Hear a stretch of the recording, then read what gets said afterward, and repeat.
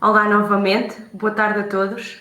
Vamos então dar início ao nosso webinar de hoje, intitulado Agorafobia, como lidar com a ativação do medo durante a crise. Antes de mais, vou-me apresentar, claro. O meu nome é Maria da Luz Antunes, eu sou psicóloga clínica e da saúde, sou membro efetivo da Ordem dos Psicólogos Portugueses e estou completamente dedicada à Neuroimprove Clinic. Não só sou psicóloga nesta clínica, como também sou responsável técnica e sou a gestora do controle de qualidade do tratamento.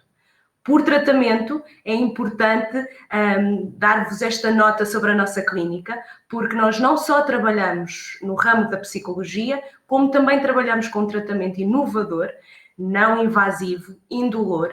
É uma técnica denominada neurofeedback que permite fazer a regulação, o reequilíbrio do padrão da atividade cerebral, por forma a trazer melhorias no bom funcionamento diário das pessoas que nos procuram, em questões como a ansiedade, as perturbações de sono ou mesmo aqui a questão atencional que não raras vezes nos teima em aborrecer. No que diz respeito ao meu percurso académico, eu sou mestra em Psicologia Clínica, no ramo de intervenção cognitivo-comportamental nas perturbações psicológicas e da saúde, e tenho também uma pós-graduação em Prática Clínica e Saúde Mental com crianças e adolescentes. Tenho uma formação em Mindfulness e técnicas de relaxamento, tenho também uma formação em problemas ligados ao álcool, no que toca à prevenção e às estratégias de intervenção. Tenho também uma formação nas dificuldades de aprendizagem, dislexia, disgrafia e disortografia, e fruto da minha pós-graduação tenho uma publicação no âmbito da ansiedade, que é também uma área da psicologia na qual eu tenho debruçado muito do meu estudo e também muita da minha intervenção. Indo ao que interessa e a tudo aquilo que vocês querem saber, estes são os 4 temas principais que eu vou conversar hoje, vou apresentar hoje a vós.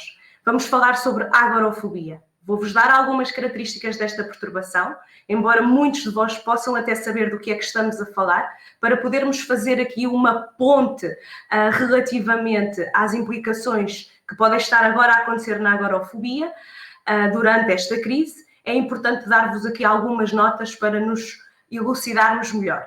Também vou falar da comorbilidade entre a agorafobia e outras perturbações, para que também seja, lá está, mais fácil percebermos o que é isto da agorafobia. Vamos falar então das implicações que a crise pode estar a ter nesta perturbação e vamos às estratégias logo de seguida. Vamos falar como lidar com o medo durante esta crise, com a ativação do medo durante esta crise. A agorafobia é então uma perturbação de ansiedade. É uma perturbação que tem várias características associadas e nela é comum existir um medo, uma ansiedade perante espaços abertos ou fechados, transportes públicos, filas, multidões ou mesmo estar sozinho em casa. Dentro destas dificuldades, deixo-vos aqui a nota de que quando falamos em espaços abertos, falamos na ansiedade de ir ao mercado municipal ou estar num parque de estacionamento. Se falarmos em espaços fechados, falamos de ir a cinema, lojas, qualquer ambiente que a pessoa considere que é fechado. Nos transportes públicos, a agorafobia atua, mas no sentido do receio no andar de comboio, metro, autocarro, mas por vezes também tem implicações, interferência com capacidade de nos deslocarmos nas nossas próprias viaturas. As filas e multidões é fácil de perceber o que estou a falar e o estar sozinho em casa também. O medo principal na agorafobia, o medo nuclear na agorafobia, tem a ver com o receio de não conseguir fugir dos perigos que podemos percepcionar que possam surgir. Além disso, também tem a ver com o medo de não termos a ajuda necessária no caso de nos sentirmos mal. E por sentir mal, estamos a falar de situações que podem eventualmente desencadear uma crise de pânico, uma crise de ansiedade, mas também estamos a falar de situações que podem ser de alguma forma percepcionadas como incapacitantes ou mesmo embaraçosas, como por exemplo irmos na rua e tropeçarmos ou mesmo cairmos. desencadeando então a ansiedade. A agorafobia mostra-se no nosso corpo. A ansiedade dá sinais no nosso corpo, através da sensação de falta de ar, da taquicardia, dor no peito, suores, tremores, tonturas, aquela sensação de cabeça vazia, quando não conseguimos agarrar pensamento nenhum e, na verdade, estamos a ter um inúmero número de pensamentos. Com esta ansiedade, o que acontece nas pessoas com agorafobia é o seguinte: das três, uma.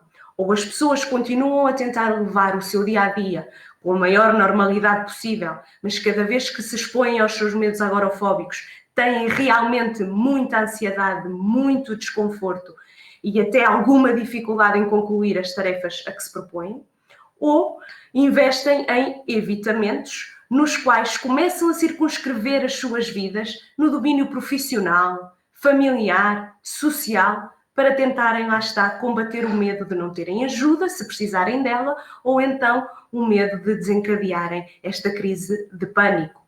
O que acontece também nos evitamentos é que, quanto mais nós circunscrevemos a nossa vida, mais limitações temos. Ir buscar os filhos à escola, pode até tornar-se uma dificuldade bem grande. E quando falamos em comportamentos de segurança, falamos da necessidade que as pessoas com agorafobia têm de tentar levar a vida com a normalidade, mas recorrendo a pessoas de segurança. Nomear aqui algumas pessoas que são de clara confiança para se fazerem acompanhar delas, porque assim se sentem mais seguras nas várias demandas do seu dia-a-dia. A agorafobia gosta de se associar a outras perturbações de ansiedade. Por exemplo, com a perturbação de pânico, onde há aqui um medo de nos sentirmos mal de forma inesperada e eventualmente até de morrermos, a perturbação de pânico junta-se então com a agorafobia devido ao receio de ter ataques de pânico inesperados, de nos sentirmos mal do nada. Ficamos com medo de sentir medo. E quando falamos das fobias específicas ou da perturbação da ansiedade social associadas à agorafobia, falamos também da questão dos medos concretos poderem fazer com que se desencadeiem crises de pânico ou pelo menos uma ansiedade bastante significativa e a agorafobia tentar então circunscrever a vida das pessoas com a intenção de as deixar mais seguras. A verdade é esta: seja uma crise de pânico esperada, seja uma crise de pânico inesperada, o receio de a ter é forte, o medo de a ter é forte, logo a ansiedade também.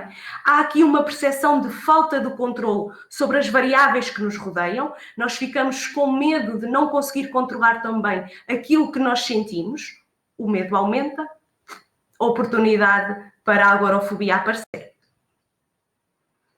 Quando vamos perceber estas implicações que a crise que todos nós vivemos poderá ter em pessoas com agorafobia, temos que perceber que numa primeira instância pode haver aqui a percepção de falsas vantagens. E por falsas vantagens no evitamento e mesmo nas medidas de segurança impostas, eu esclareço.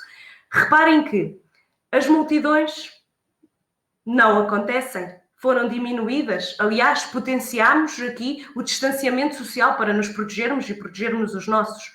As filas, a mesma coisa, também não há. E o cinema está fechado e as lojas ou estão fechadas ou estão também com horários bastante circunscritos. Portanto, a pessoa que tem agorafobia, que tem medos agorafóbicos, considera que não há necessidade de se expor ao medo. Faz aqui uma espécie de uma batota, porque considera que está em casa, está segura, está com a família, poderá estar até em teletrabalho e até certo ponto desejar que o teletrabalho não termine, porque não há a questão das deslocações, mas por outro lado existe aqui esta percepção de falta de competências, de falta de recursos para lidar com a própria ansiedade e, portanto, fazer-nos acompanhar nesta fase até de quarentena de pessoas em casa deixa-nos mais tranquilos, mas não faz com que nós estejamos mais disponíveis, quando tudo isto passar, a nos expormos realmente aos nossos medos e a levarmos a nossa vida com normalidade. Portanto, a pessoa pensa que não vai ou não está a ir devido a todas as medidas que foram agora colocadas para proteção geral das pessoas e da saúde das pessoas, mas na verdade já é aqui uma batota para não terem medo tão ativo. Porque, por outro lado, as outras pessoas com agorafobia poderão estar bem aflitas. E isto porquê? Porque estamos a falar do aumento do medo, do aumento claro da ansiedade, quando já equacionamos que se precisarmos de ajuda, estamos sozinhos. Porque há pessoas com agorafobia que neste momento têm que estar em casa e estão sozinhas. As pessoas de segurança, os seus guarda-costas, já não estão com elas. E se precisarem de ajuda, efetivamente, o que vai acontecer é que vão pensar que estão a pôr em risco a sua família, porque, e assim mesmos, claro, porque na verdade não conseguem resolver questões simples do dia-a-dia sozinhos. Além de que, no caso de desencadearem uma crise de pânico, uma crise de ansiedade, o que também vai acontecer é que podem equacionar nos seus pensamentos que os médicos e os enfermeiros estão todos ocupados no combate a esta pandemia e, portanto, podem sentir que a tal necessidade de ajuda e o medo de não terem a ajuda que precisam seja ainda mais difícil. Como então lidar com este medo ativo sempre a funcionar em nós? É verdade que neste momento estamos todos mais apreensivos, mais preocupados, mais nervosos, mais ansiosos. Mas é importante também distinguir o que é real e o que pode ser um bocadinho fantasia dos nossos pensamentos. Ou seja, desconstruir os pensamentos irrealistas e pouco prováveis do que aquilo que é efetivamente gravoso. Porquê? Quando nós verificamos a veracidade de alguns dos pensamentos que nos passam pela cabeça, nós percebemos que muitos deles não são bem assim. Ou percebemos que, embora neste momento exista um perigo real, na agorafobia, esse perigo de nos sentirmos mal já existia também. E, portanto, é preciso percebermos quando é que a agorafobia está a falar, e são os medos que nós já conhecíamos, apesar de não gostarmos deles, ou quando tem a ver com toda a realidade que estamos a viver. E, portanto, é importante normalizar que estamos todos a viver uma fase mais ansiosa e que isso não tem que significar que nós não temos competências para lidar com esta situação, com ou sem agorafobia. E porquê? Se nós procurarmos no nosso passado outros desafios que também geraram bastante ansiedade, nós de certo vamos encontrar conquistas, de certo vamos encontrar provas de outros desafios que foram ultrapassados. As pessoas com agorafobia não são exceção e se nos seus raciocínios conseguirem ativar esta noção de competência, de poder para lidar com a situação, também não se sentem tão aflitas quando não conseguem controlar tão bem aquilo que está a acontecer neste mundo, neste momento.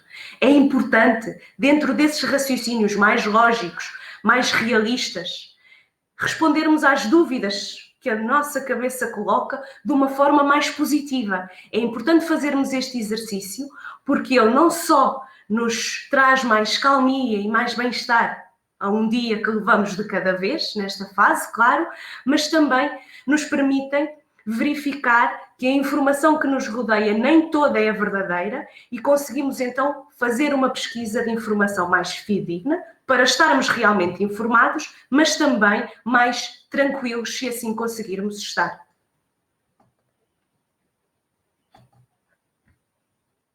Podemos ainda equacionar, e este é um desafio grande, que as situações de crise também podem trazer crescimento pessoal.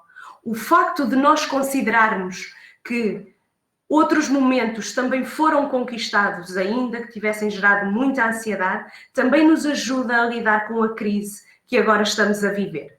As pessoas com agorafobia, que podem estar a pensar que não vão conseguir lidar com a situação, não só devem começar a ativar pensamentos mais positivos e realistas, como eu já disse, mas devem também utilizar esta fase para recolherem forças, coragem e uma percepção melhor e maior das suas capacidades. É preciso criar uma linha de aceitação no nosso raciocínio também, nos nossos pensamentos. O facto desta pandemia estar a correr o mundo não é algo que nos tranquilize de todo, mas a verdade é que também é uma situação que não está ao nosso alcance controlar sozinhos. Nós precisamos uns dos outros para ultrapassar esta fase. E o facto de estarmos a cumprir com as medidas que são propostas e que são externamente impostas, e portanto não é a nossa agorafobia a falar, nós estamos a ficar em casa porque estamos a proteger a nossa pessoa, os nossos e o próximo. E quando fazemos esse exercício, isso tem que nos dar força para percebermos que não podemos controlar tudo, temos que aceitar aquilo que não podemos controlar, mas fazer aquilo que está ao nosso alcance, para levar um dia de cada vez e com a maior tranquilidade e qualidade possíveis. Usar expressões de incentivo, de indução de calma, em nós e nos nossos, tem o mesmo poder. Eu até vos deixo o desafio. Vocês poderiam cantar, a música está sugerida na imagem dos Queen, do qual sou fã, acho que já toda a gente percebeu, mas podem realmente cantar esta música em família, fazer até alguns vídeos, mas dedicada ao combate e à nossa coragem para lidarmos com a pandemia que estamos a viver. Podem até enviar os vossos vídeos. A equipa da Neuroimprove ia gostar de ver as vossas partilhas. É ainda importante, porque há sempre algo que podemos fazer mais e melhor pelo nosso bem-estar, investirmos em exercícios de relaxamento. Nesta fase e com o exacerbar da ansiedade, acontece que os nossos músculos estão mais tensos. Podemos sentir o corpo mais pesado. Podemos sentir que estamos com menos energia. E o facto de fazermos relaxamento muscular um bocadinho todos os dias ajuda a melhorar a nossa flexibilidade muscular e também a nossa capacidade de lidar com os desafios que é estar em casa e acumular tantas funções como cuidar da casa, o dito teletrabalho, cuidar dos filhos ou eventualmente de outro familiar, como um avô ou uma avó, que estão a precisar de nós.